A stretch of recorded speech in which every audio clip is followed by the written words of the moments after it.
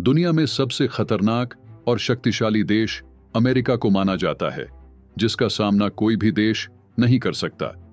लेकिन क्या आप जानते हैं कि अमेरिका भी एक टाइम पर किसी देश का गुलाम रहा था? जी हां दोस्तों, अमेरिका लगभग 169 साल तक ब्रिटेन का गुलाम रहा था। तो आइए जानते हैं कि कैसे अमेरिका ब्रिटेन का गुलाम बना और ब्रिटेन से अमेरिका ने छुटकारा कैसे पाया। अमेरिका सीधे तौर पर ब्रिटेन का गुलाम नहीं था। 17th और 18th सेंचुरीज में ब्रिटेन ने अमेरिका के 13 उपनिवेशों यानी कि कॉलोनीज पर शासन किया। ये उपनिवेश उत्तरी अमेरिका के पूर्वी तट पर स्थित थे और ब्रिटिश सरकार के अधीन थे। यहाँ उपनिवेश शब्द का इस्तेमाल कर रहा हूं, लेकिन कई लोगों को इसका मतलब नहीं पता। आपको बता दूं कि उपनिवेश शब्द का मतलब है एक ऐसा क्षेत्र या देश जो किसी दूसरे देश के नियंत्रण या शासन में हो। एग्जाम्पल के तौर पर जैसे भारत ब्रिटिश साम्राज्य का उपनिवेश था, जहां ब्रिटेन ने भारत के संसाधनों और व्यापार पर नियंत्रण किया और यहां की नीतियों को अपने हितों के अनुसार चलाया और राज किया। मैंने आपको उपनिवेश का मतलब इसलिए समझाया है क्योंकि आगे वीडियो में उपनिवेश शब्द का इस्तेमाल काफी बार होने वाला है। और अब वापस अपने टॉपिक की ओर चलते हैं।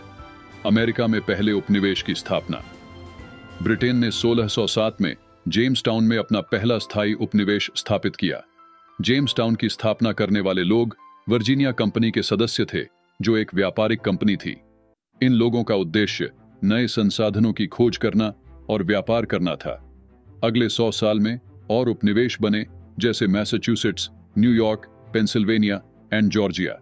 ये सभी उपनिवेश ब्रिटेन के राजा और संसद के नियंत्रण में थे, जिनका मकसद उस जगह के संसाधनों और व्यापार पर नियंत्रण करना था। दोस्तों, आपको बता दूं कि ब्रिटेन ने अकेले अमेरिका पर नहीं बल्कि Bharat, Canada, Australia, New Zealand, Africa, Caribbean आदि देशों पर राज किया था। भारत समेत सभी देशों पर अपना राज करने के लिए ब्रिटिश ने सबसे पहले अपने उपनिवेशों को स्थापित किया और धीरे धीरे पूरे देश पर अपना राज किया। आर्थिक हित। ब्रिटेन ने अमेरिका के उपनिवेशों को मुख्य रूप से आर्थिक संसाधनों के लिए विकसित किया। उपनिवेशों से ब्रिटेन को तंबाकू, चाय, कपास और दूसरी महत्वपूर्ण वस्तुएं मिलती थीं, जिससे ब्रिटेन की अर्थव्यवस्था को फायदा होता था। ब्रिटेन ने कमर्शियल लॉ यानी कि नेविगेशन एक्ट्स बनाए ताकि उपनिवेश सिर्फ ब्रिटेन के साथ व्यापार करें। ब्रिटिश शासन का बढ़ता नियंत्रण। ब्रिटेन ने उपनिवेशों में अपने गवर्नर और कानून लागू करने वाली एजेंसियां नियुक्त की। उपनिवेशों के लोग अपने मुद्दों पर स्वतंत्र रूप से निर्णय नहीं ले सकते थे। ब्रिटेन के कानूनों का पालन करना और उनकी शर्तों के अनुसार काम करना पड़ता था। टैक्स और ऑपरेशन। ब्रिटेन ने उपनिवेशों पर कई तरह के टैक्स लगाए, जैसे स्टैंप एक्ट और टाउनशेंड एक्ट। आपको बता दूं कि स्टैंप एक्ट 1765 में ब्रिटिश संसद द्वारा अमेरिका के उपनिवेशों पर लागू किया गया एक टैक्स कानून था, जिसमें कागजी दस्तावेजों, समाचार पत्रों और कानूनी दस्तावेजों पर स्टैंप शुल्क अनिवार्य किया गया। और टाउनशेंड एक्ट 1767 में ब्रिटिश संसद द्वारा लागू किया गया एक कानून था, जिसमें अमेरिका के उपनिवेशों पर कांच, कागज, चाय और अन्य वस्तुओं पर टैक्स लगाया गया, जिसकी वजह से उपनिवेशों में भारी विरोध और आर्थिक बहिष्कार देखने को मिला। अमेरिका में इस कानून को लागू करने के बाद सबसे बड़ी बात यह थी कि उपनिवेशों के पास ब्रिटिश संसद में कोई प्रतिनिधित्व यानी कि रिप्रेजेंटेशन नहीं था। प्रतिनिधित्व का मतलब है कि किसी व्यक्ति, समूह या समुदाय के विचारों, हितों और अधिकारों का प्रतिनिधित्व करना। एग्जाम्पल के तौर पर किसी व्यक्ति के लिए वकील की मदद से अदालत में उसके अधिकारों का बचाव करना भी प्रतिनिधित्व कहलाता है। मैं प्रतिनिधित्व का मतलब इसलिए बता रहा हूं क्योंकि इसका आगे वीडियो में काफी यूज होना है। अब टॉपिक की ओर वापस चलते हैं और आपको बता दूं कि अमेरिका में लोगों को बिना उनकी सहमति के बनाए गए कानूनों और करों को मानने के लिए लाचार किया गया था। यह स्थिति उपनिवेशों को अनकंफर्टेबल और नाराज कर रही थी। स्वतंत्रता आंदोलन की ओर। ब्रिटेन के इन कठोर नीतियों और टैक्सों का विरोध धीरे धीरे बढ़ने लगा। उपनिवेशों के लोगों ने महसूस किया कि उन्हें बिना प्रतिनिधित्व के ब्रिटेन के अधीन रहना सही नहीं है। खासकर Boston T party. Boston T party एक घटना थी जो 16 दिसंबर 1773 को बोस्टन, अमेरिका में हुई। यह घटना ब्रिटिश सरकार के खिलाफ उपनिवेशवासियों के विरोध का एक बड़ा उदाहरण थी, क्योंकि उस समय ब्रिटिश सरकार ने चाय पर टैक्स लगाया था। उपनिवेशवासियों को यह नापसंद था, क्योंकि उन्हें ऐसा करने का कोई अधिकार नहीं दिया गया था। वे कहते थे, प्रतिनिधित्व के बिना कराधान नहीं, यानी वे बिना अपने प्रतिनिधियों के कर नहीं चुकाना चाहते थे। साथ ही न्यायाधीश के कड़े कानूनों के बाद उपनिवेशों में ब्रिटेन के खिलाफ असंतोष चरम पर पहुंच गया। स्वतंत्रता की लड़ाई। 1775 में अमेरिकी उपनिवेशों ने ब्रिटेन के खिलाफ युद्ध शुरू किया, जिसे अमेरिकी स्वतंत्रता युद्ध यानी कि अमेरिकन रेवोल्यूशनरी वॉर कहा जाता है। यह युद्ध 1775 से 1783 तक लड़ा गया था। यह युद्ध अमेरिका के 13 उपनिवेशों और ब्रिटेन के बीच हुआ था। उपनिवेशों के लोग ब्रिटेन की सरकार से आजादी चाहते थे, क्योंकि ब्रिटेन उन पर बहुत टैक्स लगाता था और विरोध करने पर लोगों को सजाएं भी देता था, जिसको देखकर स्थानीय लोग एकजुट होकर ब्रिटिश के खिलाफ नारे लगाने लगे। अमेरिकी क्रांति के टाइम 1775 से 1783 के दौरान कई महत्वपूर्ण युद्ध लड़े गए। इनमें से कुछ प्रमुख युद्ध यह है। पहला युद्ध है लेक्सिंगटन और कॉनकॉर्ड की लड़ाई, जो 19 अप्रैल 1775 को शुरू हुई थी। इस क्रांति को अमेरिकी क्रांति की शुरुआती क्रांति के रूप में जाना जाता है। यह लड़ाई उस समय हुई जब ब्रिटिश सैनिकों ने मिनियन के हथियारों और गोला बारूद को नष्ट करने के लिए मैसाचुसेट्स के लेक्सिंगटन और कॉनकॉर्ड के क्षेत्रों की ओर बढ़ने का निर्णय लिया।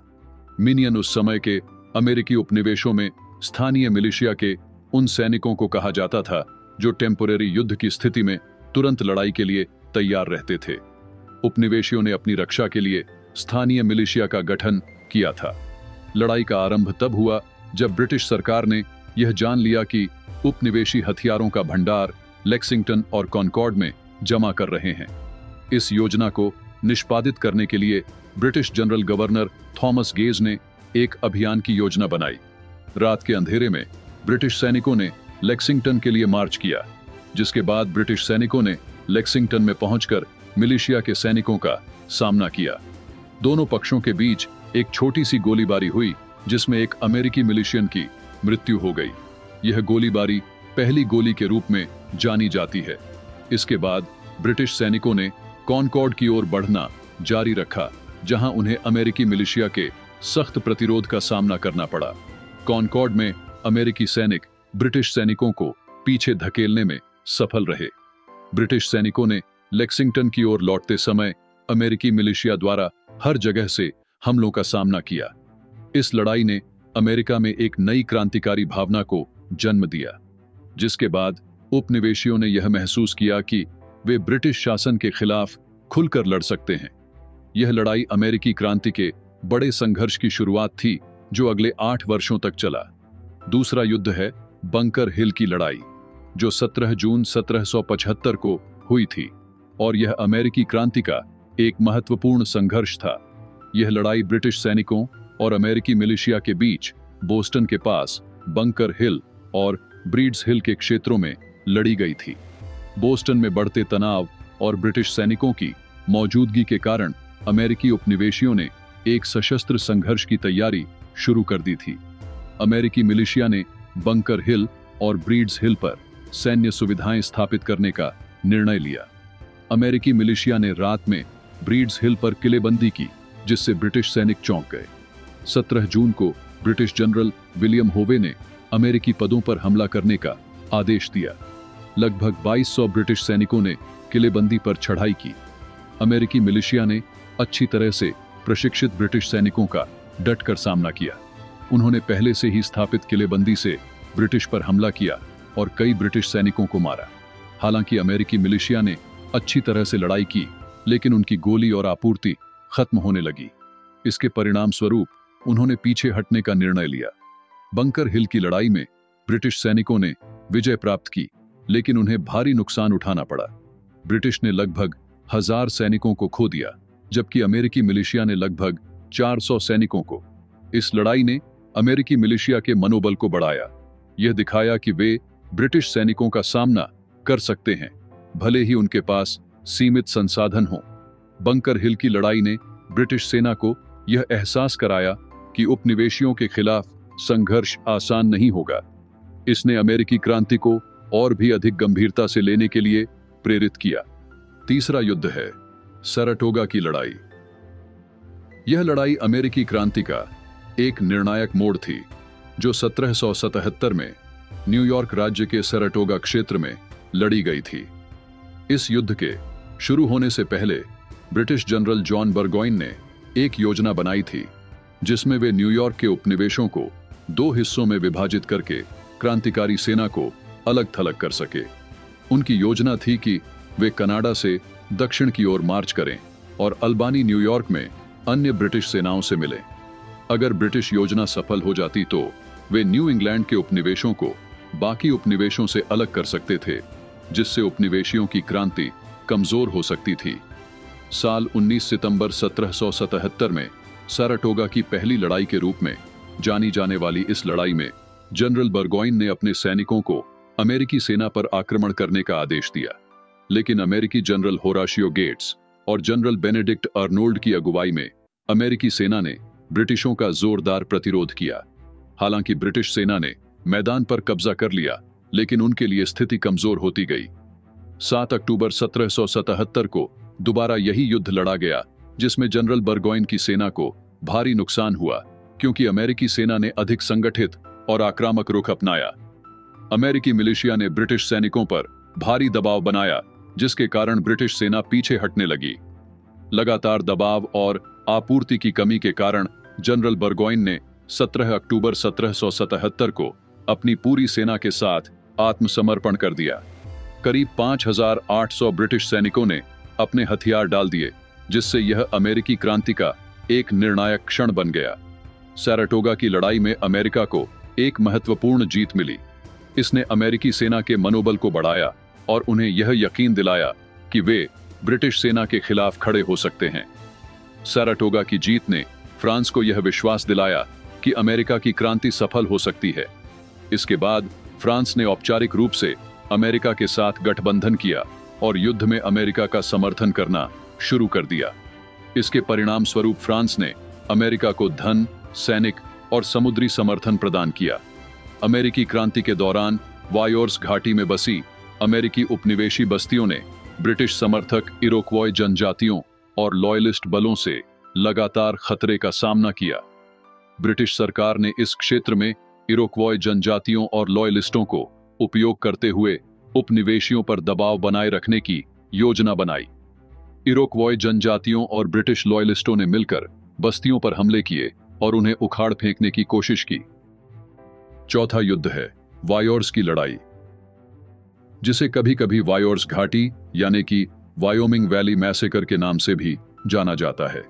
यह लड़ाई 3 जुलाई 1778 को अमेरिकी क्रांति के दौरान पेंसिल्वेनिया के वायोर्स घाटी में लड़ी गई थी।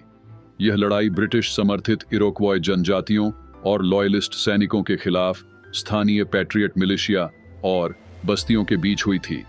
आपको बता दूं कि लॉयलिस्ट सैनिक वह थे जो ब्रिटिश सरकार के लिए काम करते थे और जिन्हें ब्रिटिश शासन से लाभ मिल रहा था। इरोक्वॉय संघ में मूल रूप से 5 जनजातियां थीं, जिन्हें 5 राष्ट्रों का संघ यानी कि 5 नेशंस कहा जाता था। इन्हीं में से कुछ जनजातियां ब्रिटिशों का समर्थन कर रही थीं और कुछ अमेरिका के स्वतंत्रता सेनानियों का। अमेरिकी क्रांति के दौरान वायोर्स घाटी में बसी अमेरिकी उपनिवेशी बस्तियों ने ब्रिटिश समर्थक इरोक्वॉय जनजातियों और लॉयलिस्ट बलों से लगातार खतरे का सामना किया। ब्रिटिश सरकार ने निवेशियों पर दबाव बनाए रखने की योजना बनाई। इरोक्वॉय जनजातियों और ब्रिटिश लॉयलिस्टों ने मिलकर बस्तियों पर हमले किए और उन्हें उखाड़ फेंकने की कोशिश की। British lieutenant colonel John Butler के नेतृत्व में करीब 300 लॉयलिस्ट सैनिक और लगभग 500 इरोक्वॉय योद्धा वायोर्स घाटी की ओर बढ़े। उनका उद्देश्य उपनिवेशी बस्तियों पर हमला कर उन्हें नष्ट करना और उपनिवेशियों के संसाधनों को नुकसान पहुंचाना था। अमेरिकी पैट्रियट यानी कि स्वतंत्रता समर्थकों के बलों ने लगभग 400 स्थानीय मिलिशिया सैनिकों को एकजुट किया, जिन्हें कर्नल जेबुलन बटलर के नेतृत्व में भेजा गया था। हालांकि उनके पास सीमित संसाधन और कम अनुभव था। 3 जुलाई 1778 को पैट्रियट मिलिशिया ने वायोर्स घाटी में ब्रिटिश और इरोक्वॉय सेनाओं का सामना किया, लेकिन इरोक्वॉय योद्धाओं और लॉयलिस्ट सैनिकों के संगठित हमलों ने अमेरिकी पैट्रियट बलों को चारों ओर से घेर लिया। पैट्रियट मिलिशिया को बुरी तरह से पराजित किया गया और उनके अधिकतर सैनिक मारे गए। कुछ को युद्ध के बाद भी पकड़कर यातनाएं दी गईं। यह लड़ाई वास्तव में क्योंकि लगभग 300 अमेरिकी सैनिक मारे गए थे, जिनमें से कुछ गिने चुने लोग ही भागने में सफल हुए। 5वीं और अंतिम लड़ाई, यॉर्कटाउन की लड़ाई। यह अमेरिकी क्रांति का अंतिम और निर्णायक युद्ध था, जो सितंबर से अक्टूबर 1781 तक वर्जीनिया के यॉर्कटाउन में लड़ा गया। यह लड़ाई अमेरिकी स्वतंत्रता संग्राम के अंत की शुरुआत थी, जो अमेरिका की जीत का बड़ा कारण बनी। इस लड़ाई में अमेरिकी सेना और उनके फ्रांसीसी सहयोगियों ने ब्रिटिश सेना को पूरी तरह से घेर लिया और उन्हें आत्मसमर्पण करने पर मजबूर कर दिया। अमेरिकी क्रांति के दौरान British general Lord Charles Cornwallis ने अपनी सेना को वर्जीनिया के यॉर्कटाउन में स्थापित किया, ताकि वहां से ब्रिटिश सेना को मजबूत किया जा सके और पूरे क्षेत्र पर नियंत्रण बनाया जा सके। अमेरिकी जनरल जॉर्ज वॉशिंगटन और फ्रांसीसी जनरल कोम्टे डी रोशाम्बो ने एक बड़ी योजना बनाई, ताकि ब्रिटिश सेना को घेरकर उनके लिए कोई बचने का रास्ता न छोड़ा जाए। फ्रांस ने अपनी नौसेना और सेना के जरिए अमेरिकी स्वतंत्रता संग्राम में बहुत मदद की। वॉशिंगटन और रोशाम्बो ने मिलकर कॉर्नवालिस की सेना को चारों ओर से घेरने की योजना बनाई। फ्रांसीसी नौसेना ने यॉर्कटाउन की समुद्री पहुंच को ब्लॉक कर दिया, ताकि ब्रिटिशों को समुद्र के रास्ते कोई मदद न मिल सके। 28 सितंबर 1781 को अमेरिकी और फ्रांसीसी सेनाओं ने यॉर्कटाउन को चारों ओर से घेर लिया। उनकी सेना लगभग 17,000 सैनिकों की थी, जो ब्रिटिश सेना से ज्यादा थी। ब्रिटिश सेना के पास सिर्फ 8,000 सैनिक थे। 9 अक्टूबर को अमेरिकी और फ्रांसीसी सेनाओं ने ब्रिटिश किलेबंदी पर तोपों से हमला शुरू किया। इस हमले ने ब्रिटिश रक्षा प्रणाली को कमजोर कर दिया और उन्हें गंभीर नुकसान हुआ। अमेरिकी और फ्रांसीसी सैनिकों ने ब्रिटिश किलेबंदियों पर लगातार हमले किए। इससे कॉर्नवालिस की सेना की स्थिति कमजोर होती गई और उन्हें समझ में आने लगा कि उनके पास बचने का कोई रास्ता नहीं है। 19 अक्टूबर 1781 को घेराबंदी और भारी नुकसान के बाद जनरल कॉर्नवालिस ने आखिरकार आत्मसमर्पण कर दिया। सभी ब्रिटिश सैनिकों ने हथियार डाल दिए, जिससे यह ब्रिटिश सेना के लिए एक बड़ी हार साबित हुई। यॉर्कटाउन की लड़ाई अमेरिकी क्रांति का निर्णायक क्षण था। यह युद्ध केवल सैन्य जीत नहीं थी, बल्कि अमेरिका की स्वतंत्रता के लिए एक महत्वपूर्ण प्रतीक भी बन गई। इस लड़ाई ने ब्रिटिश साम्राज्य की हार सुनिश्चित की और अमेरिका को एक स्वतंत्र राष्ट्र बनने का मार्ग प्रशस्त किया। उसके बाद से लेकर आज तक अमेरिका ने कई लड़ाइयां लड़ी और जीती है, जिसने अमेरिका को दुनिया का सबसे शक्तिशाली देश बना दिया है। आज की इस वीडियो में इतना ही। वीडियो कैसी लगी हमें कमेंट करके जरूर बताएं। धन्यवाद।